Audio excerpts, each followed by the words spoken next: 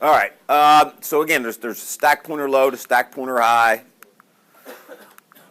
If you go right to the manual, here's here's SRAM over there. Here's SRAM right here, data memory.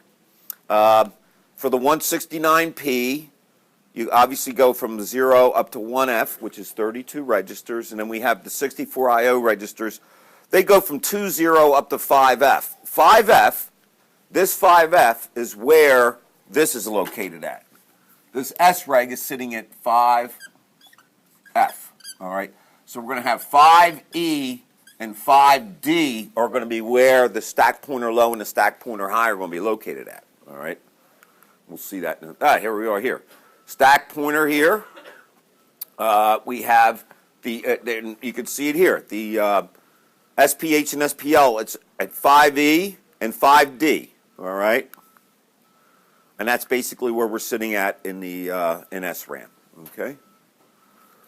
So during interrupts and subroutine calls, the return address of the program counter is stored onto the stack. We need a place to store it. We need to know where we come back to. So it's not only used just for calling subroutines, it's used when I have an interrupt, if I need to service an interrupt. When you click on this, you're sending an interrupt to that thing. And what does it do? It services the interrupt. There's an interrupt routine for the mouse. Hit the keys, it generates an interrupt. It has to go service the interrupt and read what the keys are. That's called interrupt service routines. When you raise your hand and ask a question, it's an interrupt. I have to service the interrupt. All right, so it's just, that's what we do. We're here to serve. All right. So basically, again, all user programs must initialize the stack pointer. Typically, this is done in the at the assembly time when you pick your processor, because again, this is different for the 169P. It's different for the Atmega 32, and it's different for the 2560s. It's different for all of them. So I'll show you where that's set at, because we'll run this for several different cases.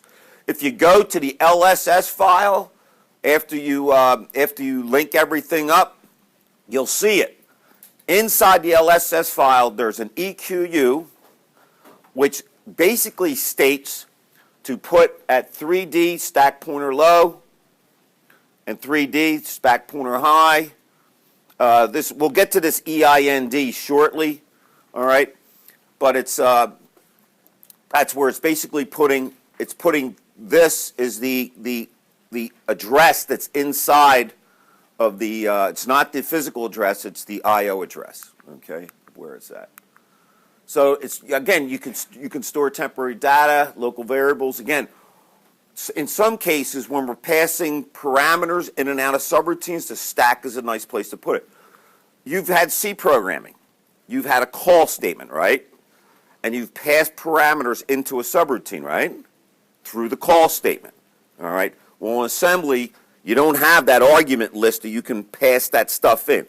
Typically, we pass stuff in and out of subroutines using the stack. Data gets passed in and out. But basically, the big thing is the return address for interrupts, all right? And it's growing from higher to lower. So we're going to be, as we put more things onto the stack, the idea here is we're growing the stack this way, okay? From the end of RAM up, all right? So the addresses, as you keep putting stuff onto the stack, the stack pointer will start decreasing, all right? It starts off at the very end. If I'm running the 2560, this location, I believe, is 21FF. 21FF is for the 2560. We'll start growing the other way. It's different for each one, obviously because RAM's different for all of them. It always points to the top of the stack, and it's the stack pointer points to the data in the SRAM stack area where the subroutine and the interrupts stacks are located over there, the addresses. A stack push command will decrease the stack pointer because, again, if I push something onto the stack, I'm going to decrease the stack pointer, which is going to move me to a lower memory location in there, all right? So the stack pointer is decremented after a push to make sure the stack is growing downward from the upper address to the lower address. So we're going from the upper address here, we're going to be going that way. This is opposite the instruction pointer, obviously. The instruction pointer is when we're going into, where the program counter always grows down this way. It goes down unless you do a jump or a call or something like that. All right.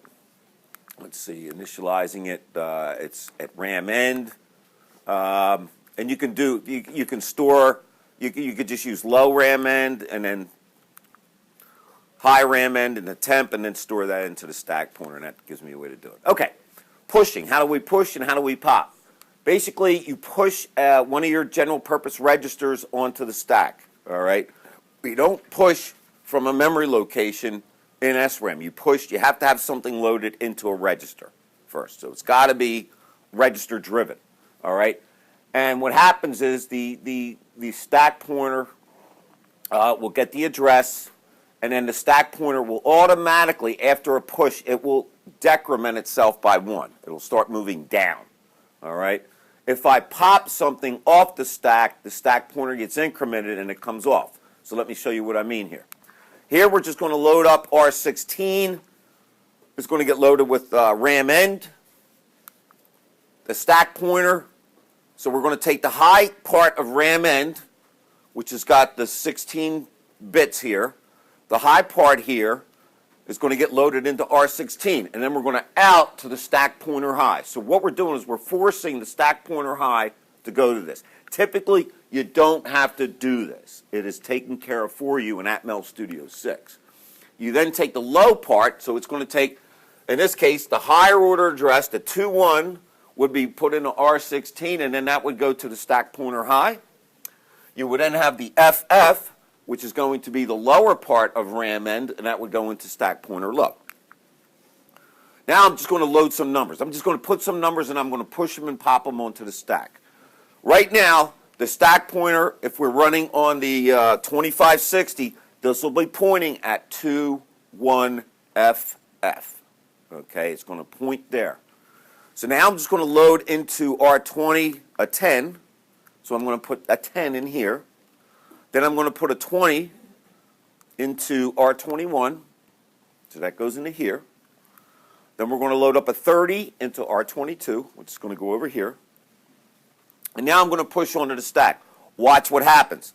So watch what happens to the stack pointer and watch what happens. So I'm now going to take the contents of R20, which is 10 hex, and we're going to push it onto the stack here. So what happens is the push, there goes the 10 out of R20, comes into here. And you'll notice the stack pointer, after the push is done, the stack pointer gets decremented. So now we're moving this way. We're moving up. Okay? So we're moving that way through SRAM. Okay? Through my data memory. All right, I do another push, and now the contents goes onto the stack, and the stack pointer is now sitting up here. So if we look at it this way, the stack pointer was originally set at 21FF. The stack pointer now is going to be, after my first push, this is going to be 21FE, and then it's the 21FD and 21FC. Okay, that's these locations here. So now I'm going to do another push, and the stack pointer will then, the contents of that register gets put onto the stack, and the stack pointer gets decremented. So after these 3 pushes, the stack pointer will be sitting at 21FC. Okay, it automatically decrements afterwards. Okay. Now if I pop something off to the stack, what it's going to do is I'm going to pop whatever the stack pointer is pointing to. So what it's going to do, when I do a pop, it'll do a decrement, or I'm sorry, an increment down, grab the contents here, and then put it to whatever register I'm going to pop it to. So now we're going to take whatever the stack pointer is now going to point at. The contents goes up, and now we're popping it to R21. So it took whatever the stack pointer was going to point to, and then it just takes it and writes it into that register. We do another pop down, grabs the data, and moves it to the register you're going to pop it to. Another one, pop, boom. And you'll notice that the stack pointer is now sitting at where it started at 21FF. Anton. How come the stack pointer started at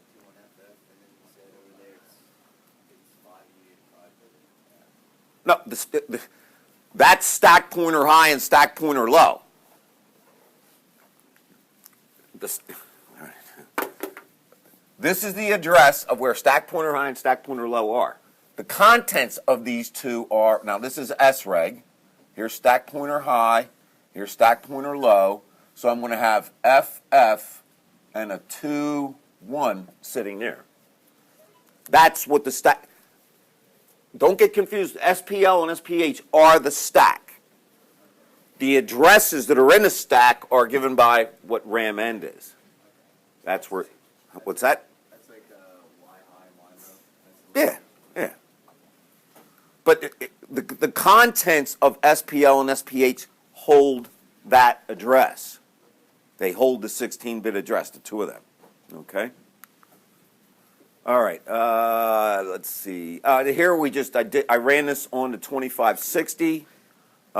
Here, let's just grab that code and run it so we can see what's going on.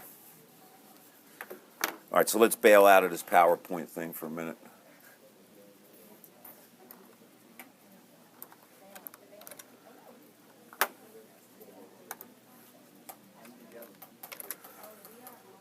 All right, so now what we're going to do is let's get this baby built.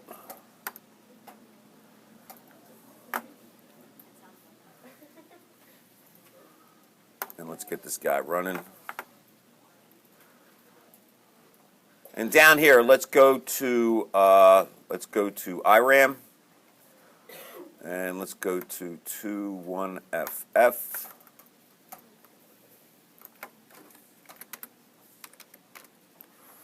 All right, so what we're going to do now is, if you notice already that the stack pointer is pointing at the end already. All right, it's already set for you. Okay, and that happens because we picked the 2560. Okay, but just in case, if you want to go and force it and make sure that it goes to RAM end, let's do the following. Let me just see something here.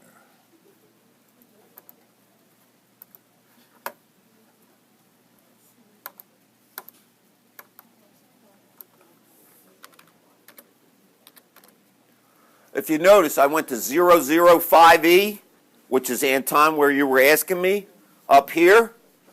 005E has the 2-1 in it, which is the high part of that.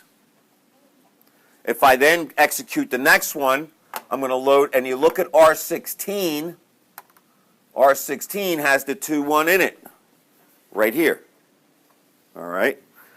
Then I go up and we run the next one, and I add it to SP there, and I see there's my FF sitting at 2-1.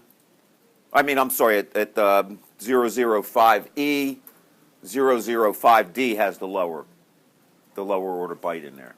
Okay, so that's where that's physically where SPL, stack pointer low, stack pointer high. These two numbers are comprised of the complete stack pointer, which is right there. All right?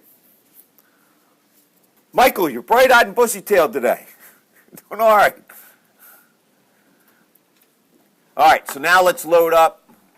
So let's go back. So now I'm going to get out of this part of SRAM and go back to 21FF. And let's see what happens here. Now we're going to load up. We're going to load up these three registers with 0, 21, 66. All right, now we're going to push R20, which has a 2-1 in it, onto the stack. And there you can see it now goes there. So we push that on. So now, if I look at it,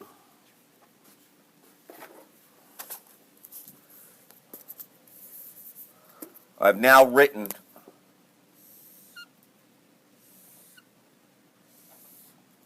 I put a 2-1 in that memory location, okay? Just an 8-bit push, all right? That's the last address that's RAM end. It's like LAN's end, man. It's the end. There's nothing else. That's the end of RAM. Now, we're running this on a 2560. It would be different for a 169P or the 32, whatever, you know, they all have different RAM. Okay, so it's taking just that number, all right? Don't get this number confused with that number there. I could have used anything here, all right? I just put a 2. I could, you know, any 8-bit number. So now I'm going to do, all right, hang tight. Just let me go to the next one. Now I do the next one, and watch what happened to the stack pointer. It went from 21FF to 21FE. The stack pointer now did what it's supposed to do. It did a decrement. So now the stack pointer is, my stack pointer was here. It was looking here. When I did the push, it automatically decremented it, so now the stack pointer is looking right there. It's looking at that location. So now we're going to push the 66 on. So we're going to push R22 on. And if I look, there it is right there. The 66 is sitting at 21FE, which is now right there. Now the stack pointer is pointing it here. It's at 21FD, ready for the next push. Yeah, Michael.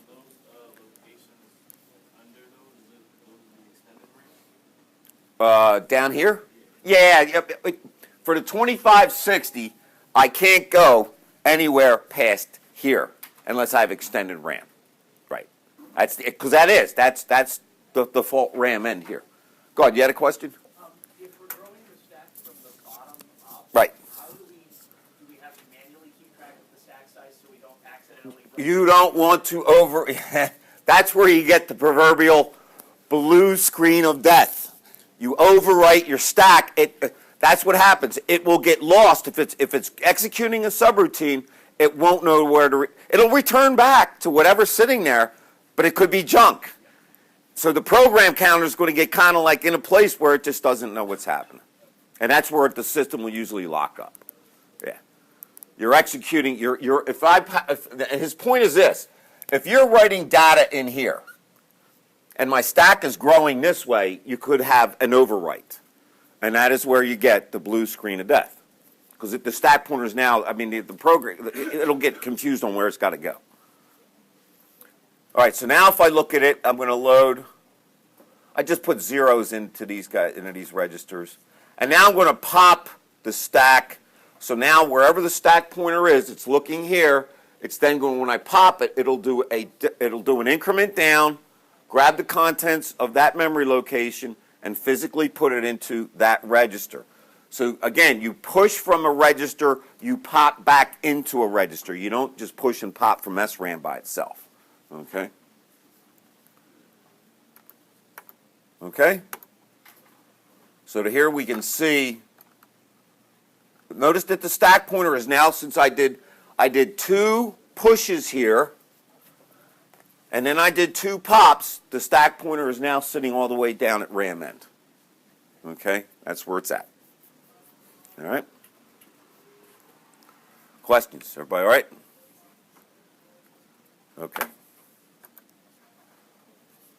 So this just gives you an explanation. Oh, on page 121 of your textbook, he's got it backwards.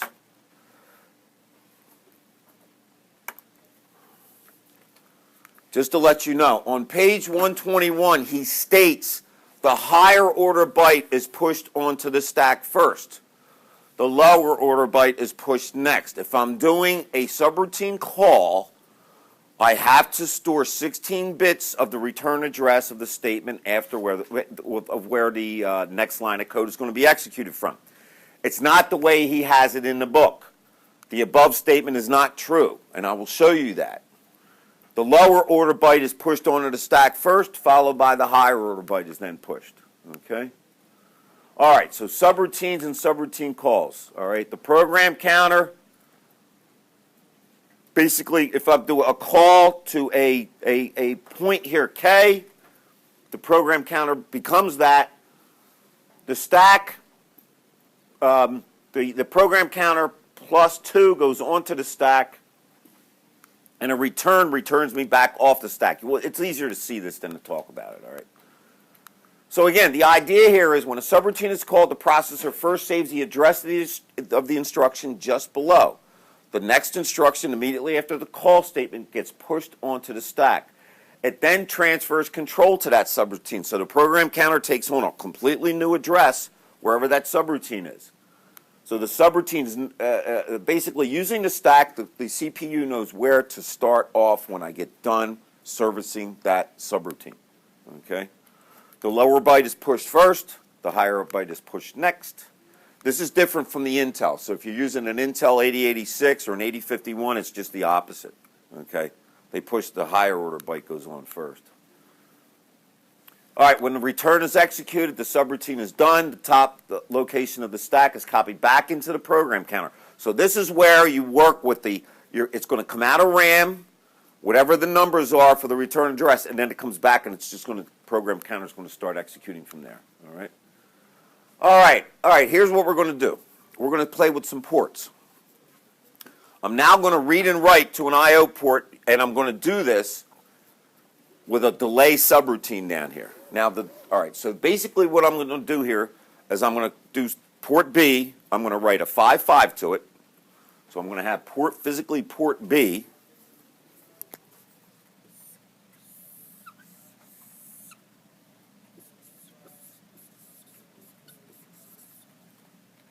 Port B will have 8 bits, 7, 6, 5, 4, 3, 2, 1, 0.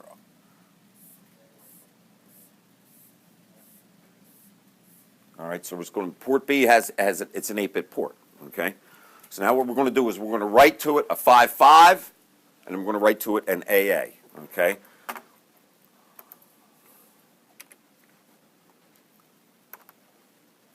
So let me just copy this code in. And then I'm going to set a delay in there, all right?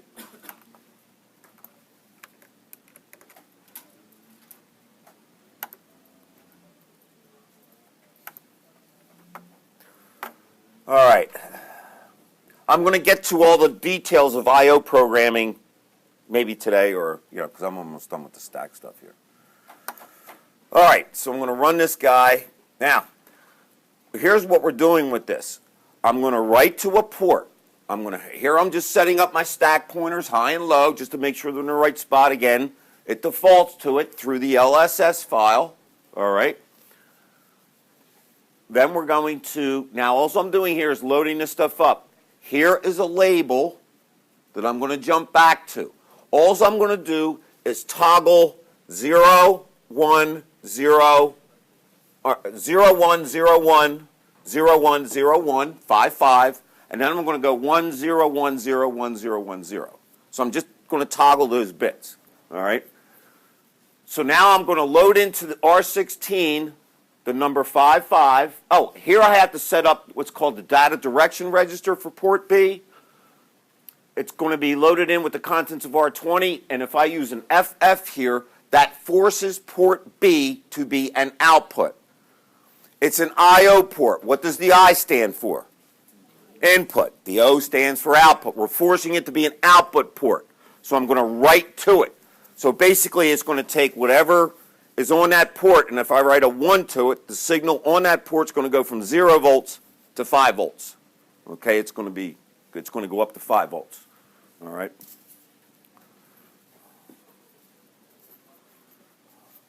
Then what we're going to do is we just have a loop here. So I'm going to load in 55, and when I do an out to port B, it takes those bits and it writes them to that port. Then I'm going to call a delay. Now this delay could be 5 milliseconds, it could be whatever. I just had a delay in here. It's a subroutine called delay. And then what we're going to do is once it returns from this delay subroutine, then I load R16 with AA, and then I output it to port B, and then I call delay again, and then I just jump back. The idea here is to see what happens when this delay thing is, all right? Do you define delay in like a different file or something? No, delay's right down here. It's in the code. There's delay right there. Oh, okay. It's just like we had when we were doing the timing stuff the other day. In here I just have delay, load R20 with a number 3, have a little loop, and in this case I'm only going to loop through it 3 times. I do a no op, I decrement R20, and I go back again. So you got, that's like 9 clock cycles? Yeah, it's a couple clock cycles. I'm just doing it in here just to simulate a subroutine. That's the purpose. Don't worry about timing. We'll get the timing. I'll show you the timing. I'll show you some stuff on timing shortly. But the idea here is just to call a subroutine and write to an I/O port. Now, here's what I'm going to do. I'm going to put, I don't know if you guys have used it yet. Oh, let me stop debugging. You can put in what are called breakpoints into this thing. So as I'm executing it, the program counter will keep going through the code until it hits what's called a breakpoint. If you notice up here, I'm going to put a breakpoint. It puts a little red thing there. And then I'm going to put a break there and a breakpoint where I call the routine and then where it comes out of the routine. If you go in, I can single step through it. Okay? Now, here we're just loading up SPL, SPH. Now, I'm going to look at, if I go up here and I click on this icon, this gives me what's called the I/O. I can then click on port B. Come on, port B. Oh, here it is down here.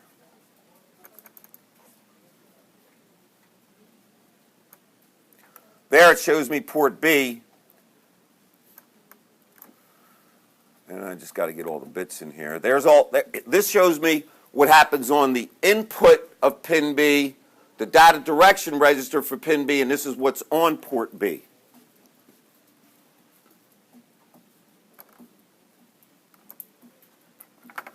All right, so now what we're going to do is we've loaded up the data direction register for port B is going to have FF in it. And once I do this out data direction register R20, it's now going to fire up all those bits right there, which then effectively says port B is now going to be an output port. All right. So this is, if I had a set of, if I had the butterfly board, I would now have port B would be ready to, if I had some LEDs attached to it, I can start blinking a whole bunch of LEDs. All right, now what we're going to do is we're going to load the 5.5 in, out at the port B, and now here you can see it. Port B now has 0, 1, 0, 1, 0, 1, 0, 0, which is 5, 0. Now, pin B, don't worry about this just yet. All right, that's an input, but we'll get to it. Now we're going to call the delay routine. Now watch what happens. Let's go back to the stack. Let's go to 21FF here.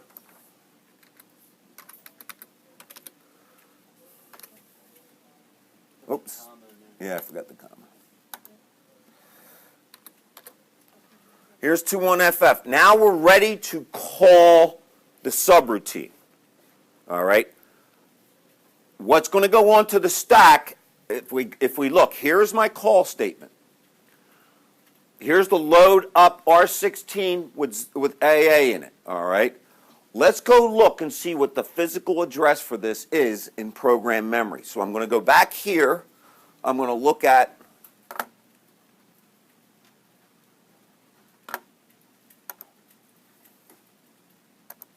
I go to my solution here.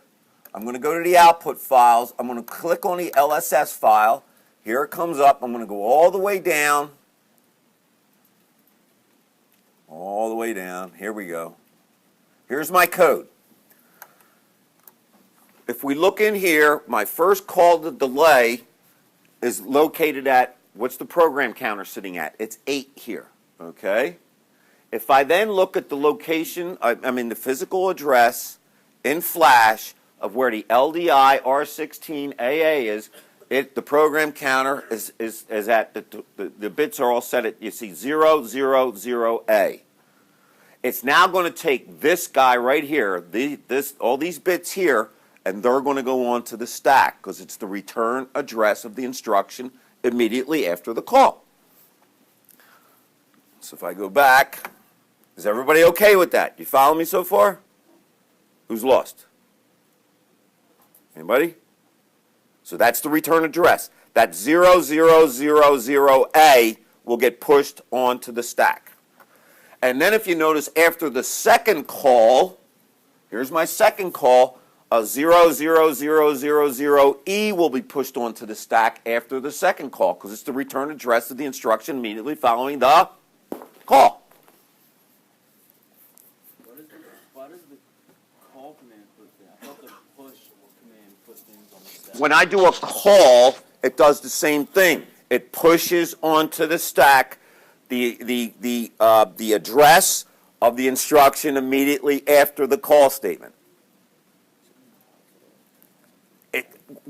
The return will pop it back off when I get out of the subroutine. We'll talk to the hand for a minute here, all right? Talk to the hand. Let's watch it and you'll see it. I mean, that's the beauty about this. All right. Let me get back to my code here. All right, now watch. Watch what happens at 2FF here, and let me just pull it up a little bit. And 2F, the other ones. There it goes. There's my OA, and the other ones are written here. And if you notice, if I go back and see where the stack pointer is, all right, my stack pointer is sitting at 21FC. So here we have, this was pushed onto the stack. 0A, so I'm at 21FF, 21FE, 21FD, so I'm at 21FE, 21FD, and the stack pointer is now sitting at 21FC. So it pushed onto the stack those it pushed on 12 bits, got pushed onto the stack. Okay? 12 bits. Okay? Those 12 bits went onto the stack. Now, let's watch what happens when I get into the subroutine. No, watch the program counter now. The program counter is sitting at F, which is right here. Okay? I'm sorry, right here. The program counter is right. Well, wait a minute. Where's my program? Oh, it's already down here. Now, let's go through. All we're doing is we're just looping in here 3 times. Now I'm ready. My 0 flag is set. It's going to fall out of here. Notice that it's pointing at the return. Watch what happens to this stack pointer here. The stack pointer is now going to go back to 21FF. And the contents of the stack, the program counter, where's my program counter? The program counter is sitting at 14. What is the program counter going to be after that return? 0, 0, 0. A! All right? It's going to be at 0, 0, 0, A, because that's where I'm returning to. All right? So we go bam, and there we go. Now it's sitting at that, which was, it's popped off that, and that were popped off of the stack. So that answers your question? Yes. It does the push onto the stack when you call. The return will pop me back off.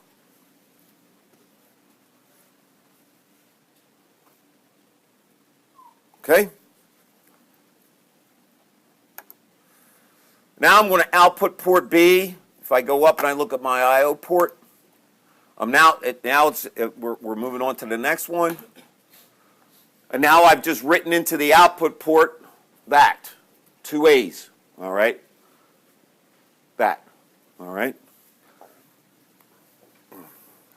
You'll notice that the old ones that were lit up high are just outlined in red. They're not filled with red, so they're sitting at their state has changed from a high to a low state.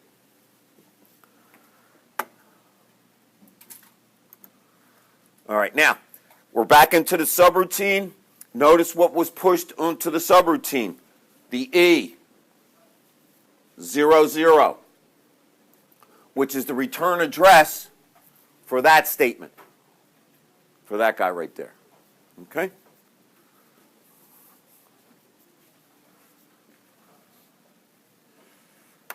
So now we execute in the subroutine. Now, you can keep clicking here. One of the things, I'll just show you something here. If you have a lot of code and you keep single-stepping it, you're going to be sitting there for hours. I mean, literally hours. There's got to be a better way, isn't there? Well, I set these breakpoints in for a reason. If I hit F5, it will start executing the code immediately, and it'll just go to the next breakpoint. So if I hit F5, it goes to the next breakpoint. I don't have to sit there and keep bopping stuff. It runs the code until I hit a breakpoint. I hit it again, now it goes back. Hit it again, bam. I'm not single stepping into anything. I'm just hitting F5 here. And you notice I'm toggling those ports. You go over and you click on the left of the line numbers, just click right there, and there's a breakpoint. If I want to get in there and take it off, I just click on it again. Michael. How does that return command know When I execute a return, it goes to where the stack is pointing to, grabs the in our case it's 12 bits is what this one is moving on and off. It goes to where the stack pointer is sitting at, grabs those 12 bits, takes them off of the stack, and puts them into the program counter, so now the program counter knows where to execute from. A return does a pop. A call executes a push. That's how it works. Yeah? So why right after the first call, stack pointer is incremented until 21 FC? Yeah, because I'm putting on these 12 bits. And it'll go to, because I don't want to overwrite, I don't want it to be, all right, it starts at FF, which is the lower order byte, again, where the author is wrong on page 121. Notice that the lower order byte of the program counter address gets pushed first, then the next byte, then the next byte. So in this case, it did 8 bits. So what we've got here is 8, 16, 24 bits were pushed onto the stack. Yeah, because the flash can go up to 24. On a 2560, you have more flash. So I have more address lines here. If I was using a different chip, it may only push 8 bits on, or it depends on what the program counter is doing. You know what I mean? So in this case, it's pushing on 24 bits. You got me? Because it's got to cover this. It's got to cover what flash is. Does that answer your question? Okay, we're good. So again, you can set breakpoints wherever you want, and if I don't want to single step through something, I just hit F5. And there you can see it just toggling all those bits. Why does it keep going? Oh, is this, never mind. It goes to the next breakpoint. No, I'm talking, like, when you're doing F5, when you get, after you do this, after you get through the first call, you go into the second call, after that, the program restarts, right? If this isn't... No, wait. The program doesn't restart. Because you have that R jump back. Oh, you jump every... Okay. I'm always jumping back. How does it jump back to the It jumps back to here. Okay. So how would you get... If you wanted to, how would you get out of this? Just get rid of that back? Oh, yeah. Yeah, if I just wanted to, what, just do it once? Yeah. Yeah, just have... I would R jump, just do a jump here and here, and just stay here. it's jumping back? Yeah, because I'm continuously toggling. This is toggling the ports, the pins on port B. Okay. I'm hitting you with two things here: I/O, stack, and looping. So there's a lot going on in this guy here. All right. So is this what we'll be doing in lab sometime? Oh yeah, when your first hardware lab is going to be doing exactly. You're going to attach some LEDs to port B, and off you go. I'm going to give you some jumpers, and matter of fact, here, let me. The nice thing about this is, I think if I go to content here, if I go to videos,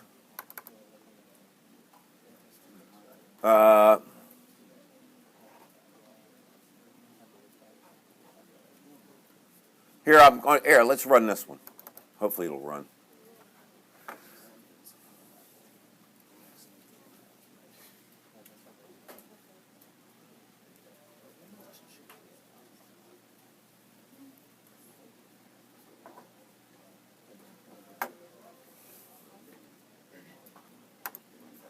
All right, this is at my house. I'm sitting here. You'll notice that I have this guy here. This is called a USB oscilloscope. It's made by Parallax. It allows my PC and my laptop to become a functional oscilloscope. If you're going to go into embedded programming, buy one. Buy the one from Digilent. They have a Digilent one out now that is a lot more powerful. This one, I think it broke on me. But it's nice because you'll see my screen.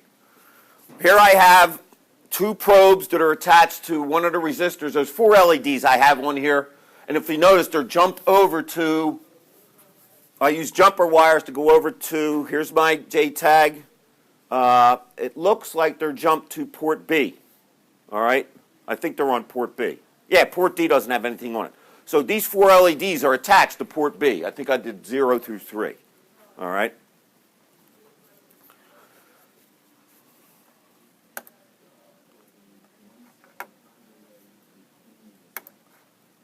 Let me try to get this.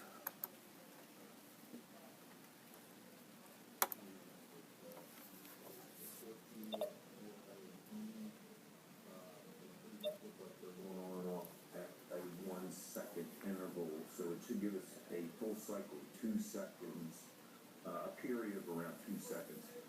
So if we go over and look on the USB scope, there's our nice clean signal there. We can see some nice square wave. The nice thing about this USB scope is it can tell me the pulse width high, low, the period, the RMS values, the peak, all this stuff. It is a powerful, powerful tool. Yeah. So I physically have one probe is sitting on the resistor or the LED, the other probe sitting on ground. So I'm looking at physically the voltage that is coming off and on port B over here. Jake. So when you were writing, like if you were to write code to do that, instead of I've written the code to do it. You're going to write the code to do it too. It's easy to do. Yeah, we just did it. I can take that code of the example I just ran for you, make that delay routine 1 second. Yeah, you have to figure out instead of 0, 3, there's going to be some different numbers in there. Yeah, I had written my own delay routine to be 1 second. Now, would you load 0, 0 into it instead of like for instance AA or 5, 5? You would load 0, 0 and then do no, the AA and the 5, 5 are just blinking the ports. That has nothing to do with the timing. That's just when I'm outing to the ports. What's causing the delay is the delay subroutine. This just does a no op and a decrement, and I have some counter in there. So each of those LEDs were on a different Pin. pin. Yeah. They were all on port B. Yeah, port B has, you'll look at your board. Here, let me just finish the video and I'll. Look at period there. What's nice is look at, 1.99 seconds, so we're almost right on top of it. yeah, you So could, that looks good. the period is 1.99, so I'm doing it too, yeah. So this is on, oops, Basically, it just looks at this. I got to get something, a tripod. I'm sitting here, I'm doing something with my hand and trying to hold the camera. But there it is, you can see I'm doing 5, 5. Routine down there. You can. I'll let you view the video. Here. So notice that I have, here's my delay of 1 second. I load up in the R20 the number 32, and then I have a label here, 200, 250, no ops, decrements, and all this stuff. This gives me, I had to figure out a 1 second delay. All right? There's an easier way to do this. Use the timers. We'll get to that in chapter 9 or 10 or whatever. But if you just real quick, I know we're out of time here. If I go to I/O programming, these are the pins I was lighting up right there. Those were the pins that it was attached to.